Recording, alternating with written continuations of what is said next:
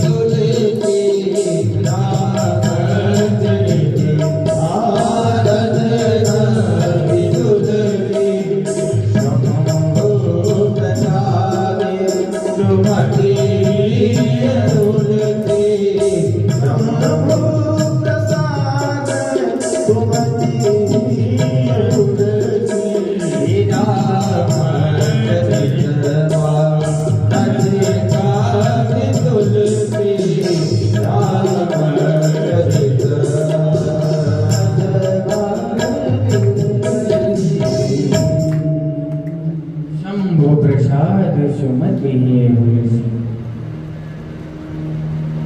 भगवान स्वयं जो है सदाशिव तुलसीदास जी के अंतःकरण में बैठ करके और प्रसाद स्वरूप इस रामचरितमानस की रचना करवा दी।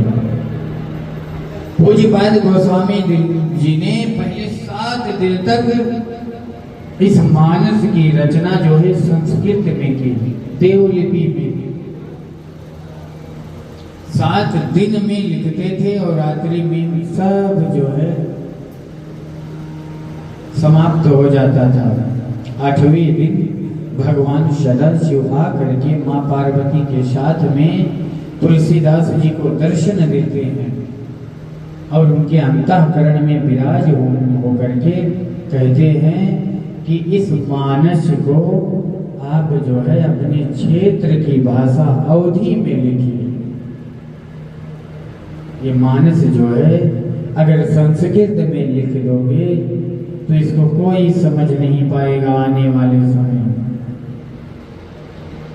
और अगर अवधि में होगा तो इस मानस को एक बड़े से बड़ा अधिकारी भी पढ़ लेगा, एक हरवाह भी पढ़ करके अपने जीवन को सुधार लेगा और मुक्त हो जाएगा। इसलिए गोस्वामी जी ने इस मानस को संस्कृत में ना लिख करके अपनी अवधी भाषा में लिखा। और इसी मानस का प्रभाव देखिए कि जब तक चाहे कोई बड़े से बड़ा प्रवक्ता क्यों ना हो, चाहे किसी भी पुरुषोत्तम पुराण की कथा क्यों ना कर रहा हो, जब तक वो 2-4 चौपाई मानस की गा नहीं लेगा तब तक उसकी कथा पूर्ण होने वाली नहीं है। जिस प्रकार से तुलसा दल के बिना भोग नहीं लगता, उसी प्रकार से शंभू जी के प्रसाद के बिना कथा पूरा होने वाला नहीं है। तीसरे श्लोक में पूज्यपाद गोस्वामी तुलसीदास जी ने गुरु जी की वंदना की है। गुरु जी को शंकर स्वरूप मान करके वंदे बोधमयं नित्यं गुरु शंकर रूपिणं।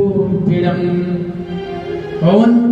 यमाश्रितो हि वक्रोऽपि चंद्रः शर्वते वन्दते।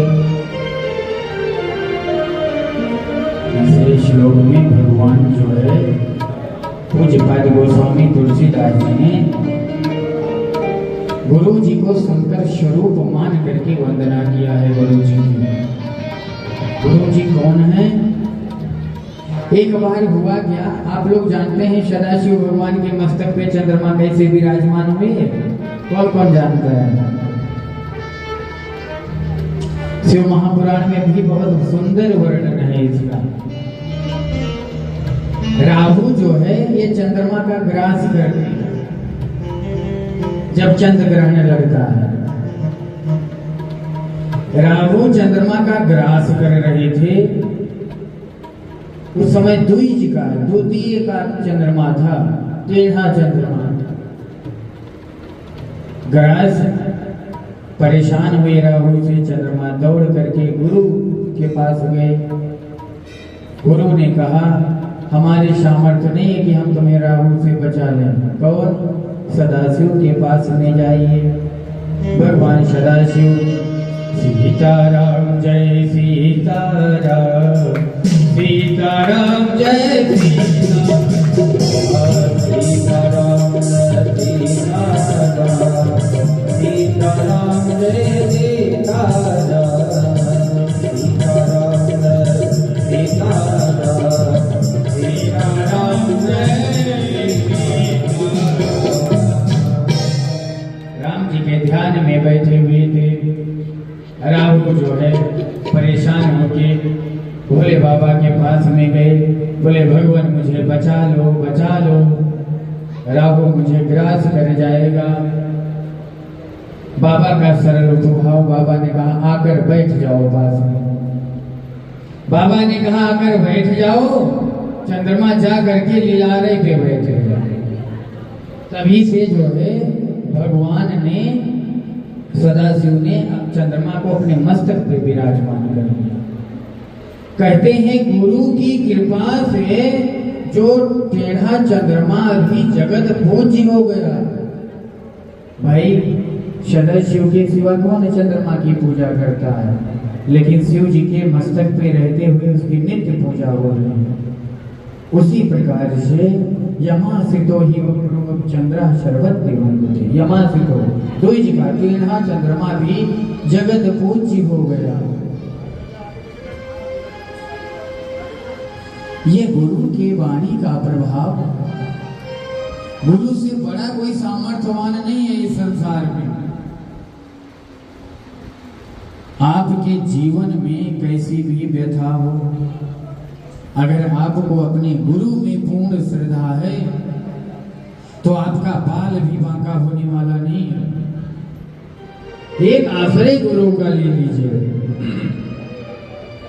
कि मेरा सिद्धों की जरूरत नहीं है,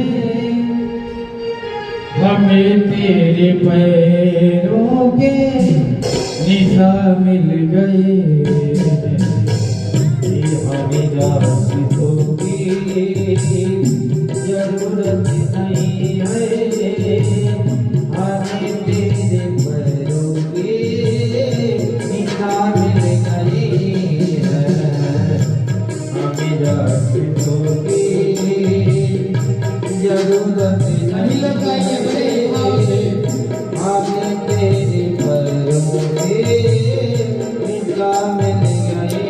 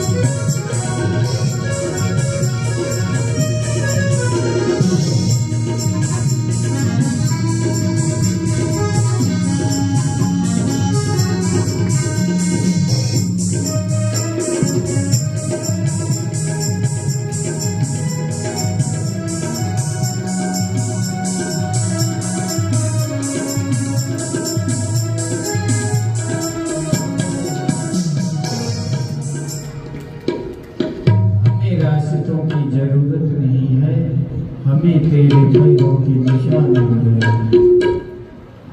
आपको रास्ता ढूंढने की जरूरत नहीं है, बस गुरु में सच्ची निष्ठा रख लो, गुरु के चरण रज में सच्ची निष्ठा रख लो। बस भगवान का, गुरुदेव भगवान का चरण शरण मिल गया, इससे बड़ी बात कोई नहीं हो सकती।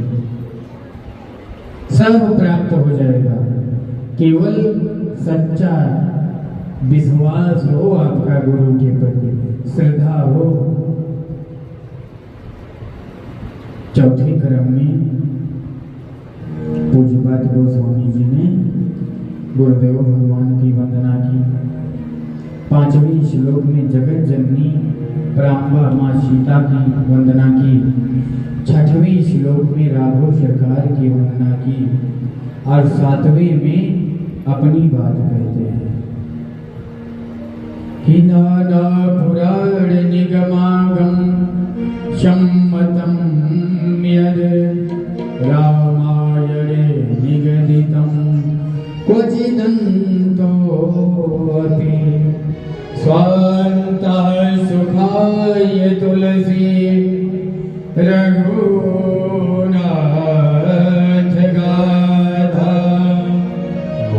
भाषा निबंध मति मंजुल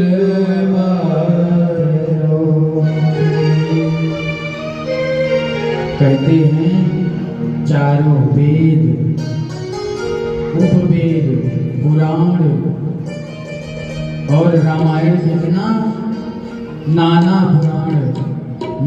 पुराण निगमागम सम्मतम यद।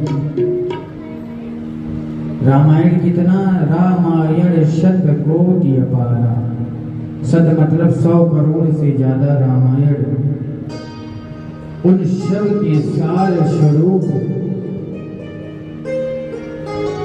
मेरे अंतःकरण में विराजमान सदाशिव ने इस मानस रूपी ग्रंथ का जो है प्राकट्य कराया। संत महापुरुष कहते हैं कि रामचरित मानस का पाठ करने से समस्त वेद पुराण के पाठ करने का फल प्राप्त हो जाता है। 7 श्लोक के बाद में पूज्यपाद गोस्वामी जी ने पंचदेव की उपासना की और पंचदेव के बाद में पहली चौपाई गुरु से प्रारंभ करते हैं। गुरुदेव भगवान से गुरु पद पदुम परागा बंधव गोरी पद पदुम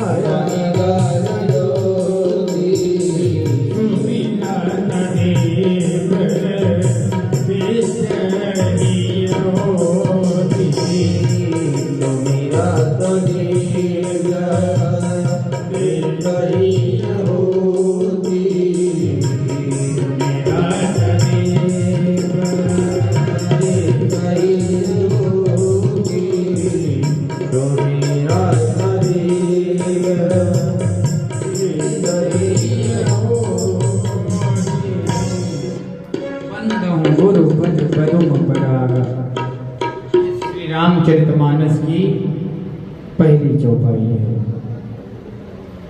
सुरुचि सुबास सरस अनुराग, जो गुरुदेव भगवान के चरण रज का सेवन करता है उसका क्या होता है, उसको रुचि जो है वो सुरुचि में बदल जाती है और उसका जो है इच्छा जो है, इच्छा रुचि का मतलब हुआ इच्छा, उसकी इच्छा जो है सुंदर इच्छा में बदल जाती है। जीवन में सरलता आ जाता है और जीवन में निर्मलता आ जाता है, निर्मल हो जाता है जीवन। और जिसका जीवन सरल हो जाता है, निर्मल हो जाता है गुरु रज के सेवन से, उसे भी भगवान का अनुराग प्राप्त हो जाता है। देखिए, सरलता के 4 शब्द हैं, लेकिन सबसे ज्यादा कठिन है सरल हो जाना। हम सब कुछ हो जाते हैं लेकिन सरल नहीं हो जाते। सब कुछ बन जाते हैं लेकिन हम सरल नहीं हो पाते। सरलता ही साधुता है। संत कौन है? जिसके अंदर सरलता हो, निर्मलता हो, वही संत है। श्री गुरु चरण सरोज रज, निज मन मुकुर सुधार। हनुमान चालीसा का पाठ करते उसमें चौपाई है ना। भगवान का जो है, गुरुदेव भगवान का श्री गुरु चरण सरोज रज, निज मन मुकुर सुधार। हमारे अंतःकरण के दर्पण में, जैसे जब दर्पण देखते हैं तब जब धूल मिट्टी उसमें जमी रहती है तब हम उसमें पाउडर लगाते हैं, कोई कपड़ा लगा देते हैं कि साफ हो जाए, अच्छा चेहरा दिखाई पड़ने लगे। उसी प्रकार से हमारे मन रूपी दर्पण में जो मैल है, मैल क्या है? संशय, काम, क्रोध, मद, लोभ, मद मत्सर, ये खड़ विकारों का जो मैल जमा है, ये निज मन मुकुर सुधार। ये गुरुदेव भगवान की वाणी जब हमारे कान के द्वारा अंतःकरण में जाती है और हम उसका जब बार बार स्मरण करते रहते हैं, तब गुरुदेव की दी हुई वाणी क्या करती है? उस मन के दर्पण को साफ कर देती है। फिर जब साफ हो जाता है तब हमारे राघव सरकार का साक्षात्कार होने लगता है और हमारे राघव सरकार का अनुराग प्राप्त हो जाता है। राग, अनुराग और वैराग। राग क्या है? जो हम अपने व्यवहार के जीवन में, अपने घर में, परिवार में जीते हैं, ये राग है। जो हम अपने घर परिवार में स्नेह रखते हैं, प्रेम रखते हैं, ये राग है। और यही राग जब हम परमात्मा के लिए करते हैं तब वो अनुराग होता है। और यही अनुराग जब ब्रह्म के चिंतन में लग जाता है तब वैरागी हो जाता है। राग, अनुराग, वैराग। शंकर जी कहते हैं गरुड़ से कि मिलहि न रघुपति बिनु अनुरागा, मिलहि न रघुपति बिनु अनुरागा।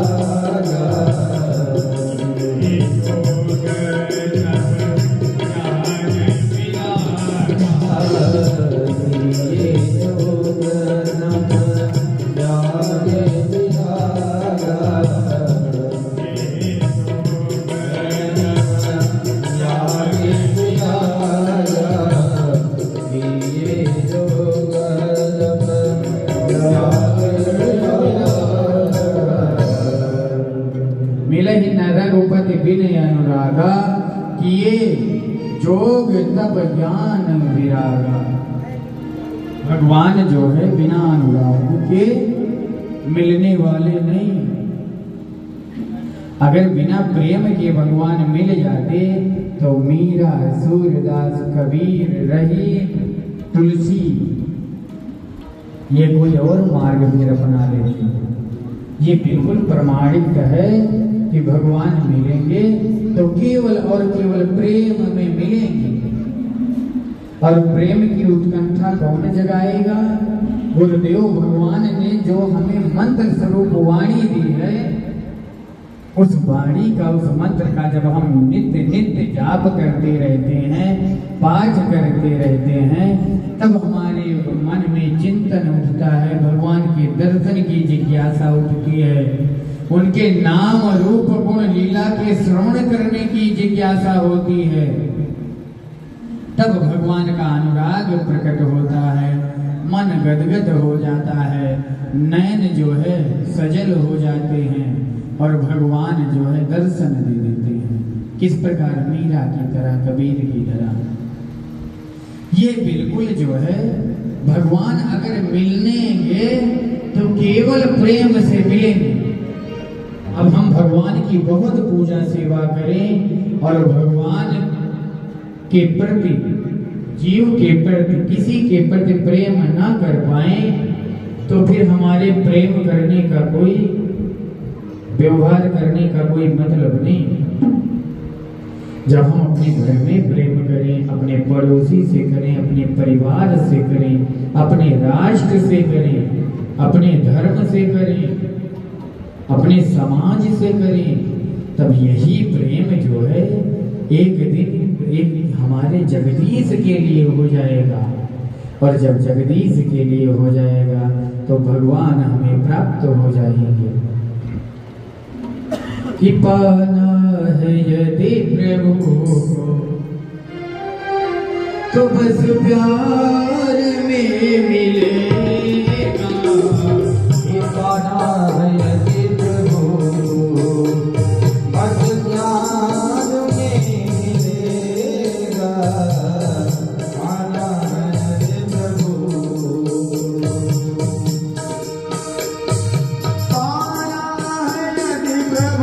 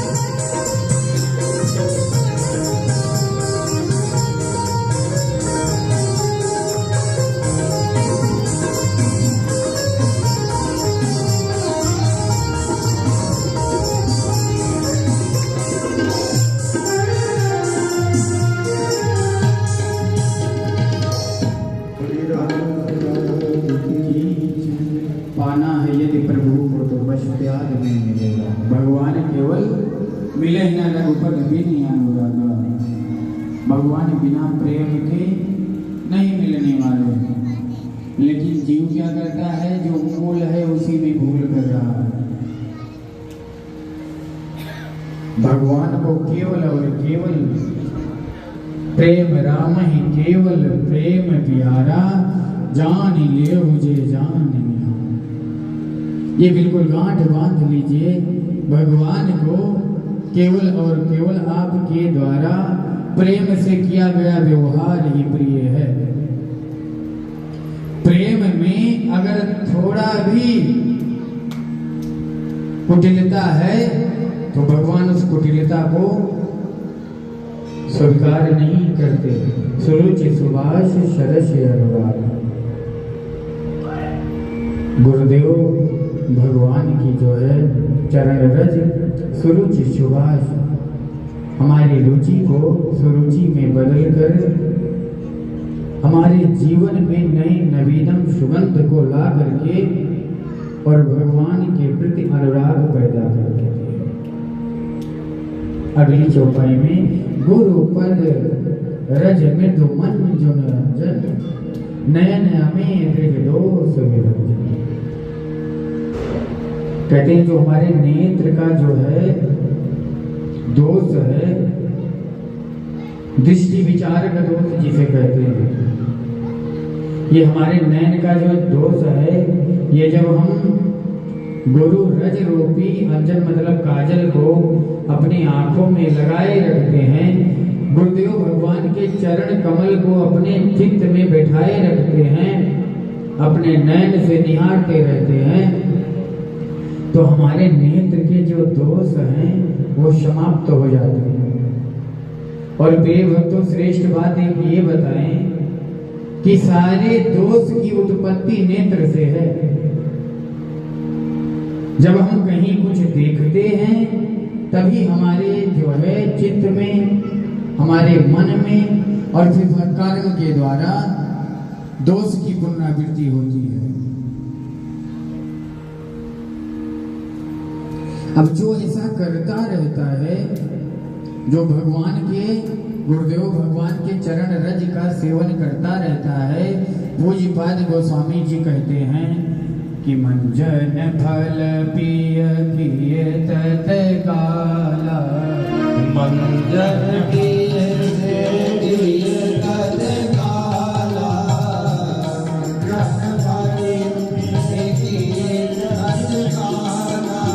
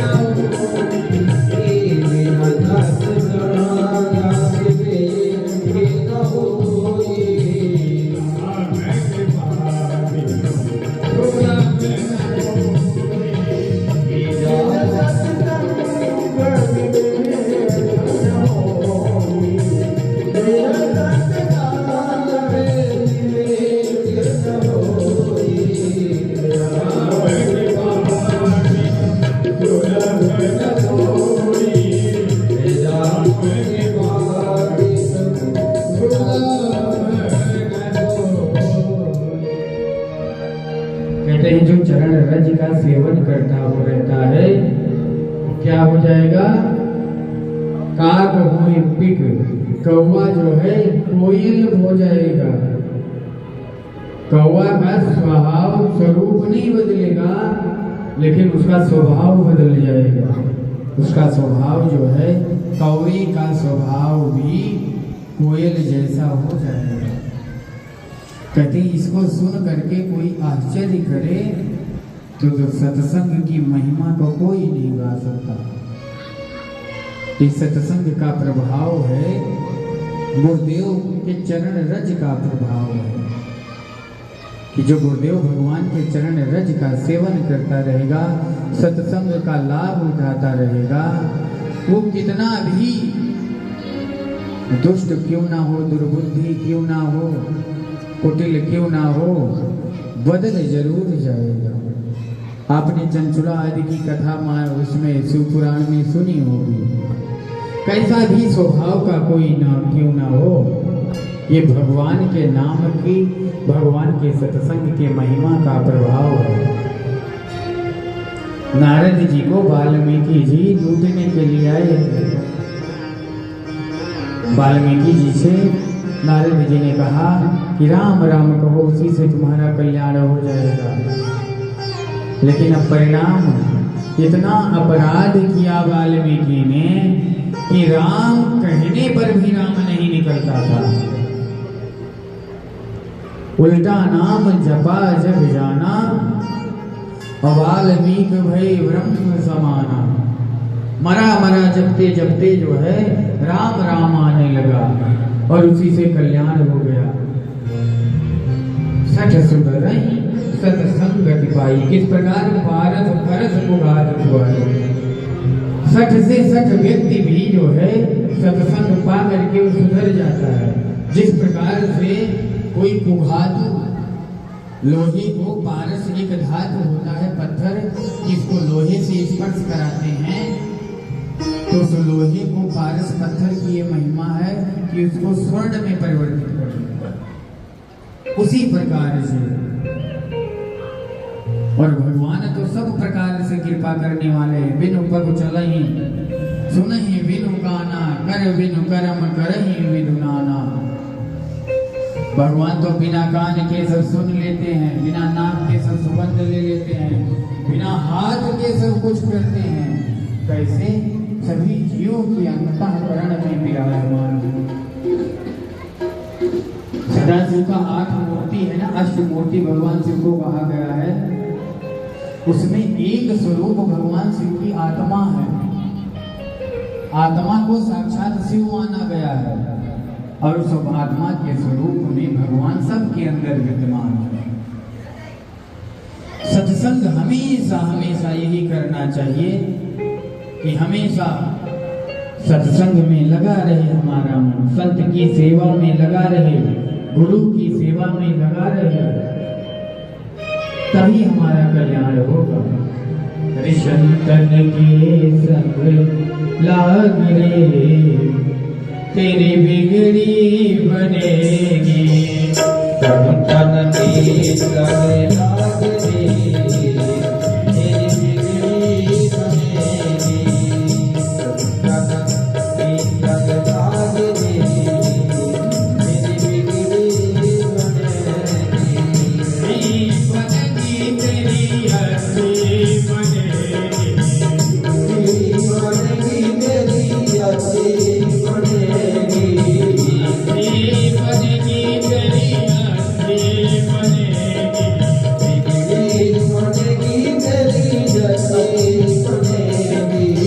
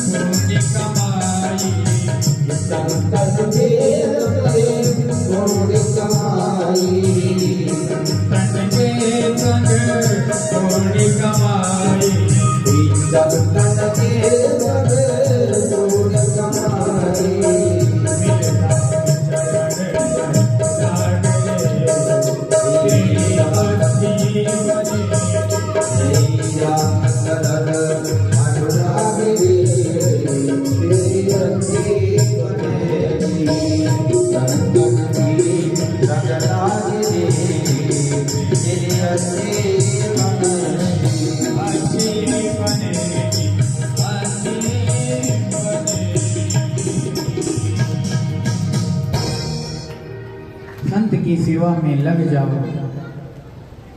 दोबारा जीवन नहीं मिलने वाला। इसलिए संतन के संग लाग रे, जो संत सेवा में लग जाता है, गुरु सेवा में लग जाता है, उसका कल्याण हो जाता है। जो अपने जीवन के समस्त व्यवहार करके गुरु सेवा करता है, ब्राह्मण सेवा करता है, संत सेवा करता है, उसको गृहस्थ में रह करके ही भगवान सभी प्रकार की कृपा करके और अपने धाम का अधिकारी बना लेते हैं। लेकिन सत्संग प्राप्त करना कोई आसान नहीं है। जहां हमारा तन है वहीं मन रहे, ये भी आसान नहीं है। व्यवहार में ये लाइए कि जहां के हैं वहीं के रहें, समय रहते लग जाइए। संत कौन है? इतते वे पाहुन हने, उतते वे फल दे। वृक्ष हमें फल देता है, हम क्या करते हैं? इधर से डंडे मारते हैं। ये संत का स्वभाव होता है। एक बार एक महापुरुष जो है, एक सुंदर सा सरोवर देखे तो उसमें स्नान करने के लिए जिज्ञासु हो गए। स्नान करने के लिए घाट पर गए तो देखते हैं कि बिच्छू जो है वो जल में डूब करके और तड़फड़ा रहा है। संत स्वभाव महापुरुष ने उसको उठाया, बाहर किया, तुरंत डंक मार दिया। जैसे ही फिर उठाया, बाहर करना चाहा, फिर डंक मार दिया। वो बार बार डंक मार रहा है और संत विद बार बार उसको बाहर निकालने की का प्रयास कर रहे हैं। कोई आया, देखा कि प्रभु जब वो बार बार डंक आपको मारता है तो आप इसको छोड़ क्यों नहीं देते? बोले भैया, जब ये बिच्छू होकर के अपने स्वभाव को नहीं बदल रहा तो हम जो है संत होके कैसे अपने स्वभाव को बदल लें? ये स्वभाव लाना चाहिए। शांत होना, संत होना आसान नहीं है, लेकिन ऐसे प्रेरणा के द्वारा, गुरु प्रेरणा के द्वारा, सत्संग के द्वारा हम गृहस्थ में रह करके सारे व्यवहार को प्राप्त कर सकते हैं। पर उपकार वचन मन काया, संत सहज स्वभाव खबराया। सहज होना ही संत का स्वभाव है। संत बिटप सरिता गिरधरणी, पर हित हेतु सवन कर करनी। संत कौन है? बिटप सरिता गिरिधरणी, पर्वत, पृथ्वी माँ, ब्रज, गौ माता, ये सब संत स्वरूप है। अब ये समझ लीजिए कि हमारे ऊपर संत की कितनी बड़ी कृपा है, गुरु की कितनी बड़ी कृपा है कि हम लोग श्री उषा माता शिव मंदिर के तरु में बैठ करके, तरु की छाया में बैठ करके सत्संग लाभ प्राप्त कर रहे हैं। इसको सामान्य भाग मत मानिए, बहुत बड़ी भागी हुई है, तब हम लोगों को ये सत्संग प्राप्त हुआ है। हमेशा व्यवहार में रहे कि हम हमेशा मुस्कुराते रहें, स्थिति को, परिस्थिति को परिवर्तन करते रहें, क्रिया को प्रतिक्रिया करें, हमेशा स्वभाव बनाए, हमेशा किसी भी स्थिति में हम मुस्कुराते रहें। ये राम जी का चरित्र हमें यही सिखाता है। भगवान जो है आगे चले बहुल रघुराया, और इसी मुख पर्वत निहराया।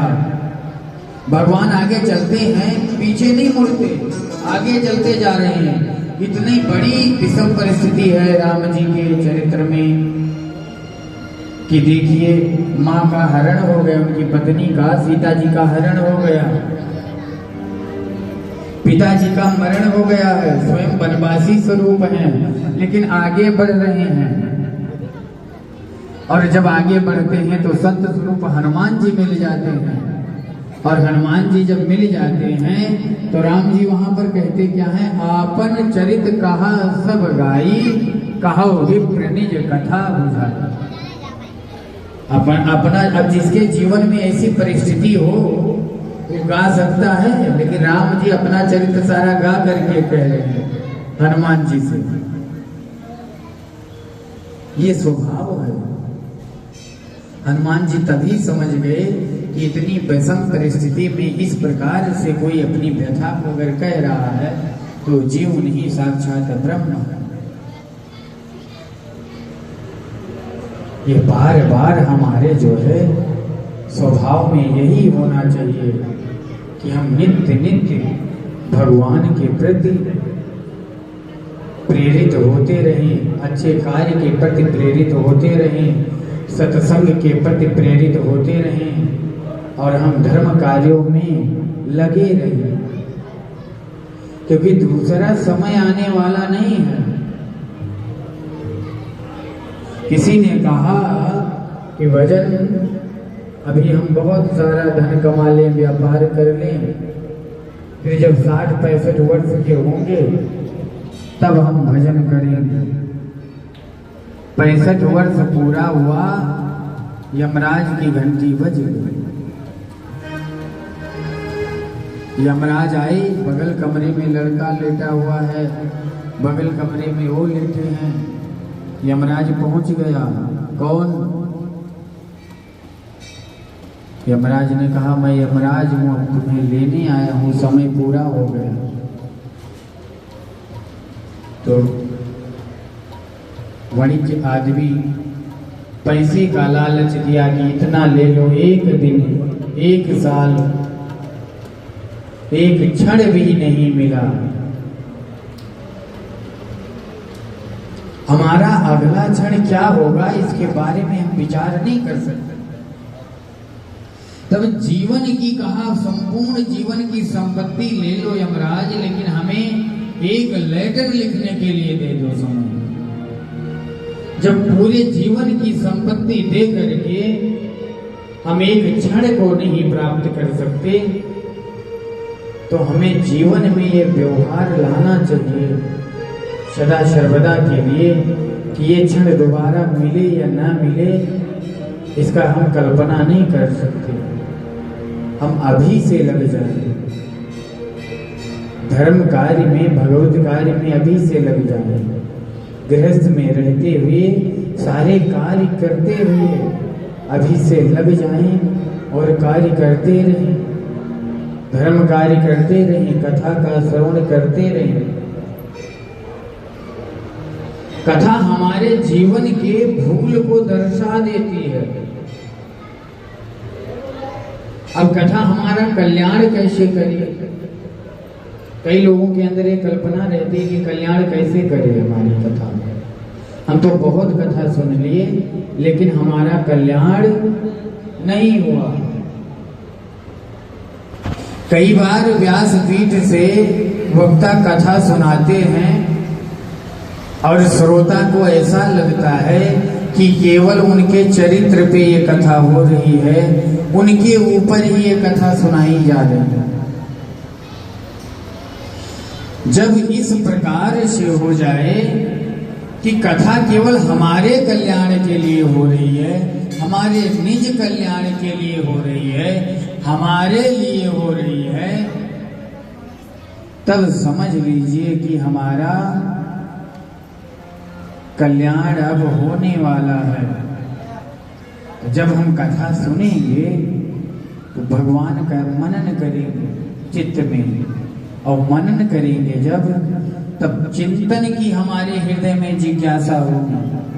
और जब चिंतन करेंगे तब जो है भगवान के नाम रूप गुण लीला का दर्शन करने का हमारी उत्कंठा जगेगी। कर्म क्या है?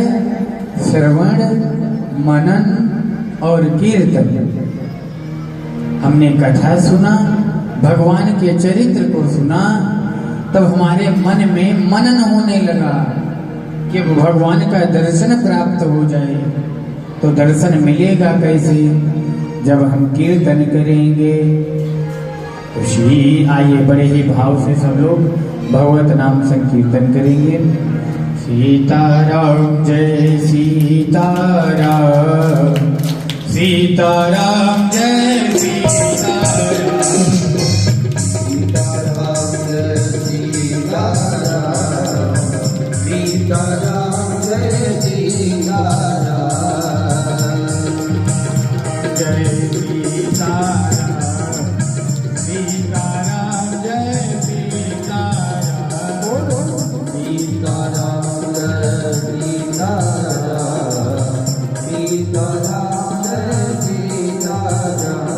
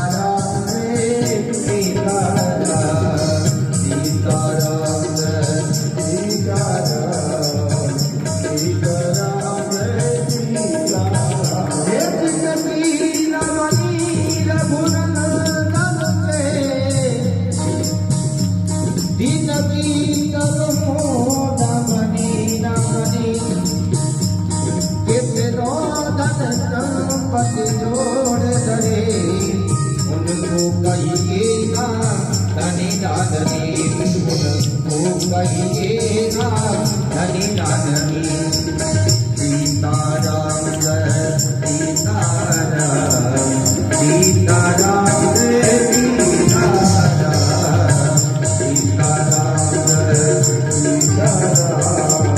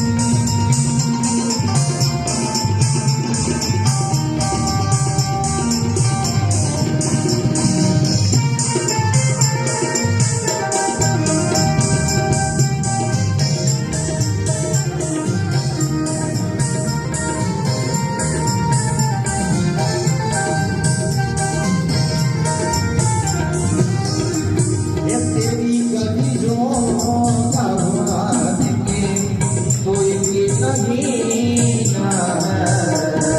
तेरी गलियों का आवाज के कोई नहीं ना है। तेरी नदियों से काम रे, तेरी नदियों से काम रे, ये जाम पीना है। तेरी गलियों का आवाज के कोई भी नहीं ना है। तेरी नदियों से काम रे, तेरी नदियों से काम रे, जाम पीना है।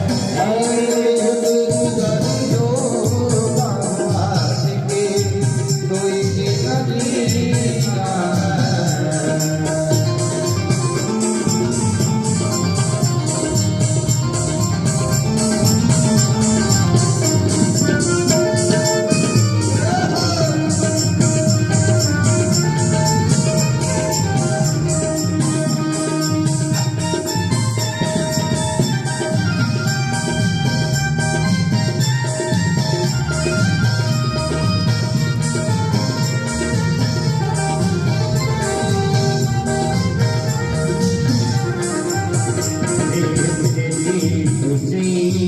मेरी खुशी तेरा गम मेरा गम। मेरी खुशी तेरा गम मेरा गम। मेरी खुशी तेरा गम मेरा गम। मेरी खुशी तेरा गम मेरा गम।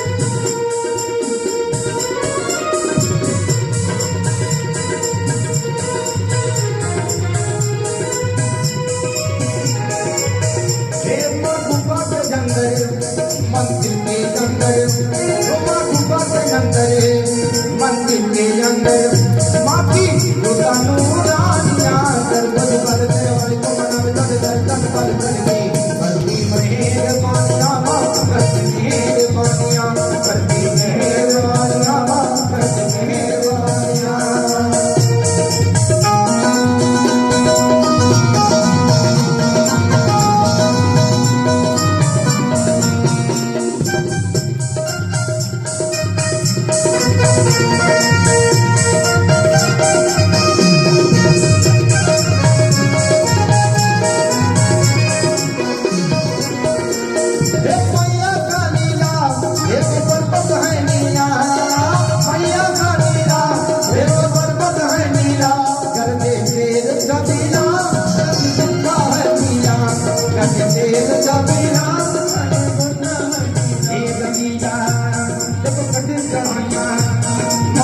Maria,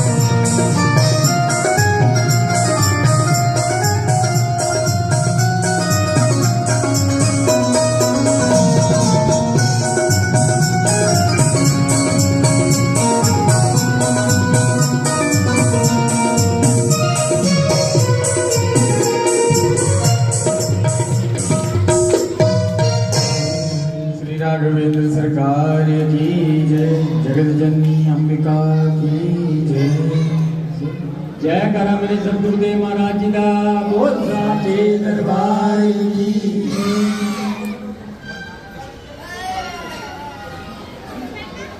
महारानी के नवरात्रे आज से प्रारंभ हो गए हैं। आज पहला नवरात्र था माँ शैलपुत्री मैया का। महाराज जी के आशीर्वाद से श्री सतगुरुदेव उषा माता जी जिन्होंने यहाँ पर जगह ली थी 1972 में, उसके बाद यहाँ पर छोटा सा एक मंदिर पहले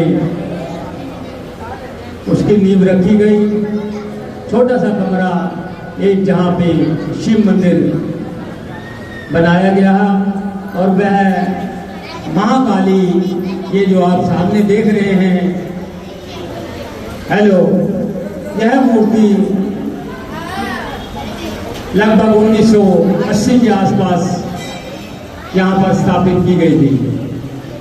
उसके बाद धीरे धीरे मंदिर को उषा माता जी के आशीर्वाद से, वह स्वामी जी की प्रेरणा से, वह आप सब सहयोग से, हमारे परिवार की सेवा लगाई गई। तो हम सब ने मिलके इस मंदिर को दिन दुगनी रात चौगुनी महाराज जी के आशीर्वाद से इसको धीरे धीरे बढ़ाया है। 1991 में यहाँ पर शिव पार्वती जी, जो कि ऊपर आप मंदिर में देख रहे हैं, मूर्ति स्थापित बड़े लंबे चौड़े आयोजन के साथ यहाँ पर मूर्ति स्थापना की गई। जब से यहाँ पे 1991 से मंदिर का धीरे धीरे विशाल रूप बनता चला गया। उसमें आप सभी जय मां प्रेमियों का सहयोग, महाराज जी का आशीर्वाद, स्वामी जी की प्रेरणा, वह कुछ पुराने हमारे जय मां प्रेमी जिन्होंने यहाँ पर अच्छा सहयोग किया, वो आज भी मंदिर के साथ जुड़े हुए हैं। 30-40 साल हो गए मंदिर के साथ यहाँ जुड़े हुए हैं। 1991 से यहाँ पे हर सोमवार को प्रातः 4-5 बार अभिषेक होता है, जिसको लगभग अब समझ लो 32 साल हो गए। तो यहाँ पर मेरे ख्याल ज़्यादातर सभी लोगों ने अभिषेक करवा रखा है। एक बार सभी हाथ खड़ा करके दिखाएं जिसने अभिषेक करवा रखा है। अब ये देखिए यहाँ पर कितनी कृपा है भोलेनाथ की कि यहाँ पर ज़्यादातर 80% लोगों ने अभिषेक करवा रखा है। तो ये व्यवस्था हम महाराज जी के आशीर्वाद से यहाँ पर करते हैं। सारी व्यवस्थाएं निःशुल्क होती हैं। हर सोमवार को प्रातः 11 से 12 बजे तक शुगर की दवाई, वह साल में 3 बार गरीब कन्याओं की शादी का आयोजन, वह किसी भी कार्य के लिए, सुख दुख के लिए नीचे हाल है, आप उसकी कभी भी आगे ट्रस्ट द्वारा बुकिंग करवा सकते हैं। गरीब आदमियों के लिए निःशुल्क है, कोई भी सेवा नहीं दी जाती।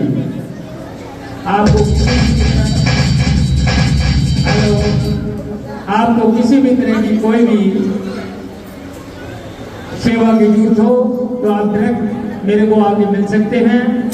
अभी तुलसी विवाह के लिए किसी ने भी गरीब कन्या की शादी का आयोजन करवाना हो, 1, 2, 4 या जितनी भी कन्याओं की शादी का आयोजन होगा, मंदिर ट्रस्ट की तरफ से वह सारा कार्यक्रम निःशुल्क किया जाता है।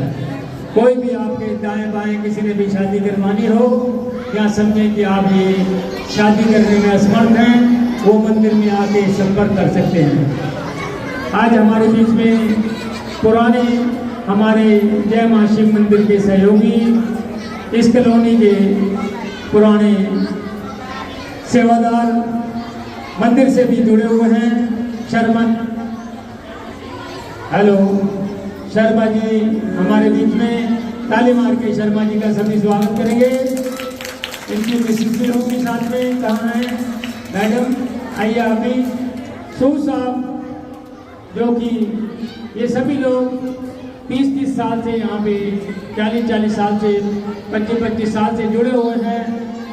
यह व्यास गद्दी पे बैठे हुए पंडित जी से आशीर्वाद लेंगे ताकि इसी तरह हम धर्म के कार्य करते रहें।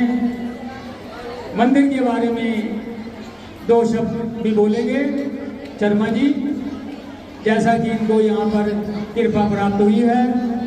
मिसेस सूद आ गई हैं, कृपा उनको भी आगे भेज दीजिए भैया। पूजा बहन जी, बच्चों का ध्यान रखना, ठीक से लाइन लगवानी है। अभी सभी अपने अपने स्थान पे बैठे रहेंगे। मिसेस सूद,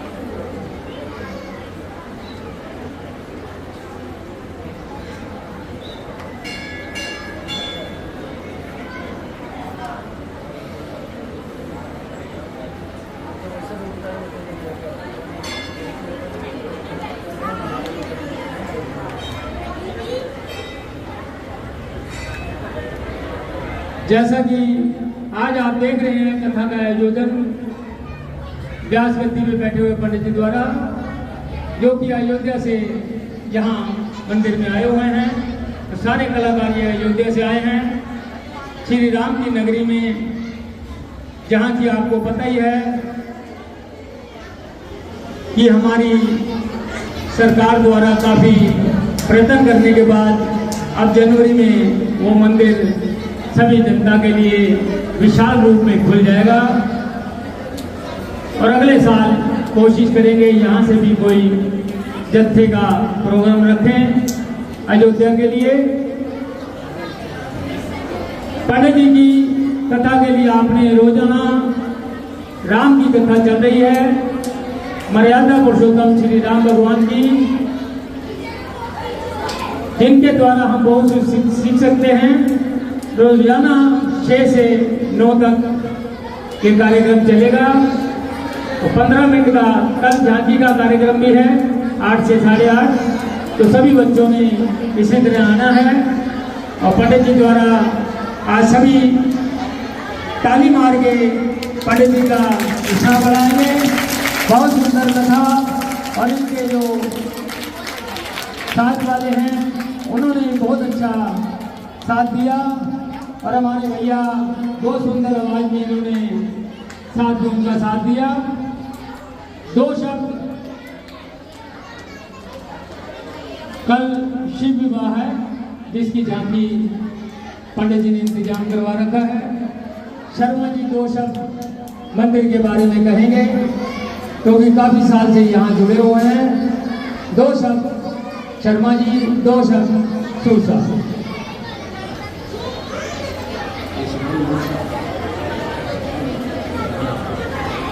हेलो,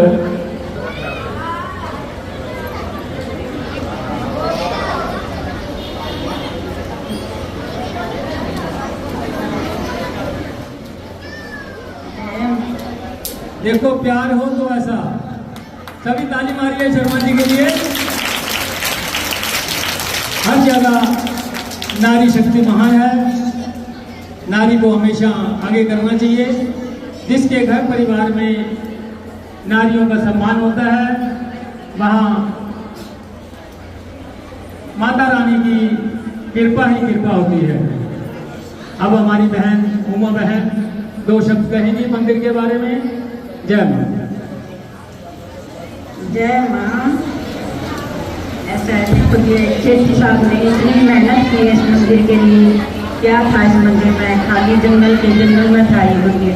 और छोटा सा एक मंदिर था। और सेठी भाई साहब ने इतनी मेहनत की है, इसमें इतनी मेहनत की है कि हर एक बंदा कर नहीं सकता। और रमा बहन जी ने इनका पूरा साथ दिया है। और ये मंदिर कहाँ से कहाँ पहुँचा दिया है सेठी भाई साहब ने। और जरा सा मंदिर था ये, आप देखो कितना बड़ा मंदिर बना दिया। और हर टाइम ना ये इसी उसमें लगे थे सपने में। मेरे ख्याल भाई साहब को यही दिखाई देता है कि हाँ यहाँ क्या करना है, क्या नहीं करना है। ये सब महाराज जी का आशीर्वाद है जो कि हमारे को मिला हुआ है। सेवा सिमरन करके ऐसी उम्र बितानी है तो आगे बनी रहे कृपा ऐसी तोड़ निभानी है। सो साफ दो शब्द कहेंगे। सभी जनों को हमारी तरफ से कथा नवरात्र की बधाई। तो मैं इस मंदिर से उषा माता जी से कम से कम 40 साल से ऊपर से जुड़ा हुआ हूँ। पहले हम पंजाब में थे, उनकी पार के पास आज हम और हमारा सारा परिवार बहुत खुश है। और जब से मैं इस मंदिर से जुड़ा हूँ, आप देख ही रहे हैं कि सेठी साहब हर काम में, किसी भी त्यौहार पे, किसी भी दिन कोई ऐसा नहीं है जिससे कुछ ना कुछ करते रहते हैं। और उनकी तरफ से इस मंदिर की व्यवस्था इतनी बढ़िया बनी हुई है जो आपके सामने है, सब देख रहे हो। इस मंदिर में क्या क्या होता है, क्या होता है। हर सोमवार को अभिषेक होते हैं और कन्यादान होता है। और उनके सहयोग से इस मंदिर में बहुत बढ़िया काम हो रहा है। आप सबका सहयोग उनको साथ देना चाहिए। हमारी तरफ से सेठी साहब को बहुत मार के और बहुत बहुत धन्यवाद। इसी से मैं देता हूँ। जय गणेश बोल साचे दरबार की। हेलो, इंसान सिर्फ होता है, करने कराने वाले भोलेनाथ हैं हमारे गुरु। हमारे को इस लायक समझा कि हमारे को यहाँ पर बेटा आप यहाँ की सेवा डालो। उषा माता जी के 15 स्थान हैं। हर स्थानों पे किसी ना किसी जगह कहीं ना कहीं कोई कमेटी द्वारा, ट्रस्ट द्वारा या ज्योति माँ जी द्वारा सभी मंदिरों का संचालन होता है। सभी मंदिरों में हमारे गुरुदेव के नाम से इसी तरह के कार्यक्रम चलते रहते हैं। बोल सच्चे दरबार की जय। सभी इसी तरह 8 दिन सहयोग करते रहेंगे। हमारी ट्रस्ट द्वारा हमारे कपूर साहब, परवेश कपूर जी भी पूरा सहयोग करते हैं। मेरा तन से, मन से, धन से और ट्रस्ट के मेंबरों का सहयोग किया जाता है। और इसी तरह आप सबके सहयोग से ये कार्य संपन्न होते हैं। जिस तरह रामायण में सभी अपना अपना रोल अदा करते हैं, इसी तरह हमारे शिव मंदिर में भी सभी सीनियर, जूनियर, सेवादारियाँ सभी मिल के अपना अपना पाठ अदा करते हैं। और हमारे मंदिर की विशेषता ये है कि हम सभी को यही कहते हैं, भैया पैसों का दान मत दिया करो, पैसों का दान मत दिया करो। पैसे हम भोलेनाथ से ले लेते हैं। यहाँ थोड़ी बहुत कमी होती है तो कपूर साहब को बोल दे देते हैं, तो पैसों की कोई दिक्कत नहीं है। हम यही कहते हैं कि वस्तु का दान दिया करो। किसी ने सिलेंडर का दान दिया, किसी ने चावल का दान दिया, किसी ने आटे का दान दिया। वो सामान कहाँ जाता है? अब भंडारा चल रहा है, आप हमारे से पूछोगे भंडारे में क्या चीज की कमी है, हम बताएंगे जी आप चावल भेज दो या रिफाइंड भेज दो या कुछ सामान भेज दो। इसलिए हमारे मंदिर की विशेषता है कि हम पैसे की सेवा नहीं बोलते। कई लोगों का मेरे को ऑफर आता है, सेठी साहब बोलो हमारे को कितने की पर्ची काटनी है। मैं कहना भैया पर्ची का हमारे यहाँ कोई रोल नहीं है, हमें खुद ही नहीं पता रसीद पड़ेगा। नहीं तो लोग तो जन्माष्टमी हो, नवरात्रे हो, रसीद बुक लेके पूरी कॉलोनी में घूमते हैं और 1 लाख का खर्चा होता है तो 5-5 लाख रुपए इकट्ठा करते हैं। लेकिन हमारे यहाँ 40 साल 45 साल से हम सेवा कर रहे हैं, ऐसी कोई प्रचलन या आदत हम लोगों ने नहीं डाली हुई, सभी कॉलोनी वासी जानते हैं। इसीलिए हम बोलते हैं सामान का दान दिया करो, चाहे वो खाने पीने का हो और चाहे वो राशन का हो, चाहे मंदिर का कभी काम चल रहा हो, तो जब भी आप उसमें सहयोग कर सकते हो। बोल सच्चे दरबार की जय।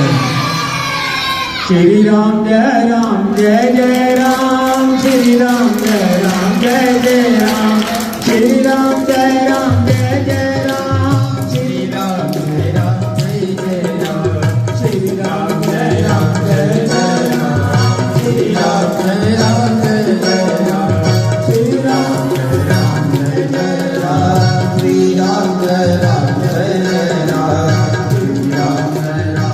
जय राम, श्री राम जय राम जय जय राम, श्री राम जय राम जय जय राम, श्री राम जय राम जय जय राम, ओ श्री राम जय राम जय जय राम, श्री राम जय राम जय जय राम। क्या बद्री रामचंद्र महाराज की जय। पंडित जी जो भी कल का कार्यक्रम की आवत यही बोले सदगुरुदेव भगवान की जय, श्री सीताराम जी भगवान की जय। कहते हैं आवत यही सर बड़ी कठिनाई, राम कृपा बिन आई न जाए। सत्संग में धर्म कार्य में जाने पर बड़ी कठिनाइयां आती हैं,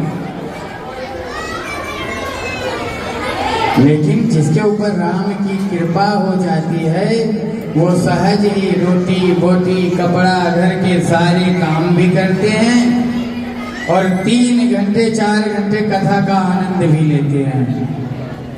और जो कृपा नहीं पाए राम जी का, वो घर पे सोच के ही विचार करते रहते हैं, जाएंगे ना जाएं, जाएंगे तो ये छूट जाएगा वो छूट जाएगा। ऐसा नहीं है, स्वभाव बनाइए, सारे काम करके भगवान के लिए सत्संग के लिए अवश्य समय निकालिए। तो ये तो प्रमाण है कि आप लोगों को भगवान की कृपा मिल गई है। राम कृपा बिन आई न जाई, भगवान की कृपा मिली है तभी आप सब लोग आए हैं। इसी चौपाई के साथ में आज की वाणी भगवान सदाशिव को, श्री सीताराम सरकार को, सदगुरुदेव भगवान के चरणों में पुष्पांजलि थी। श्री राम जय राम जय जय राम, श्री राम जय राम जय जय राम, श्री राम जय राम जय जय राम, श्री राम जय राम जय जय राम, श्री राम जय राम जय जय राम, श्री राम जय राम जय जय राम, श्री राम जय राम जय जय राम, श्री राम जय राम जय जय राम, श्री राम जय राम जय जय राम, श्री राम जय राम जय जय राम, श्री राम जय राम जय जय राम, श्री राम जय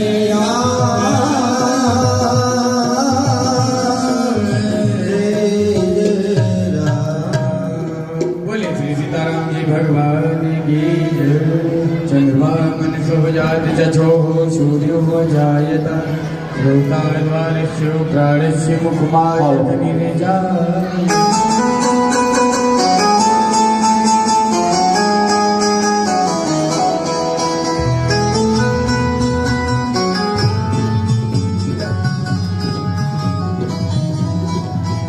श्री रामचंद्र रामायण जी की आज जी, अब जाऊं आप देव नारी जी।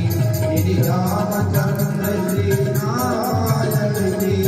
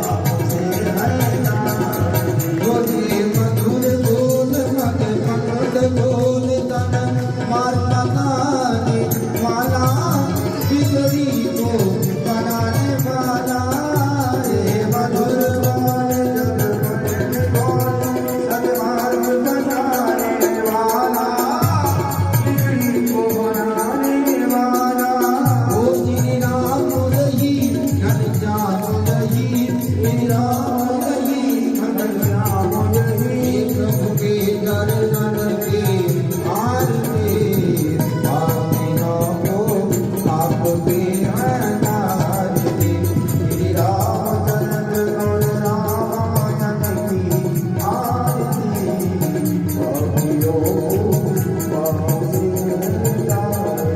हो के राम रूप मागन रूप में नाम जाने वाला प्रभु दर्द कराने वाला ये राम रूप मागन रूप में नाम जाने वाला हमारे डराने वाला तुलसी के राम शिव मोहि धाम तुलसी के राम शिव मोहि धाम श्री राम चरण की आरती पापियों को पाप के हटार की श्री राम चरण रामायण की आरती पापियों को से हटार ये कर्पूर धारम करुणावतारम संकर्षारम भुजनेत्रहारम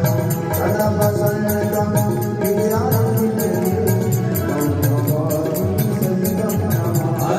त्वमेव माता पिता त्वमेव त्वमेव बन्धु सखा त्वमेव त्वमेव तेजा त्वमेव त्वमेव सर्वं मम देव हरे राम बोले सद्गुरुदेव भगवान की जय।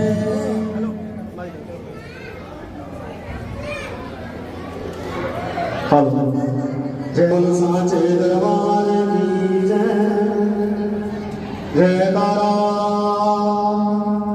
मेरे जय गुरु श्री स्वामी जी महाराज का बोल साचे दरबार की जय।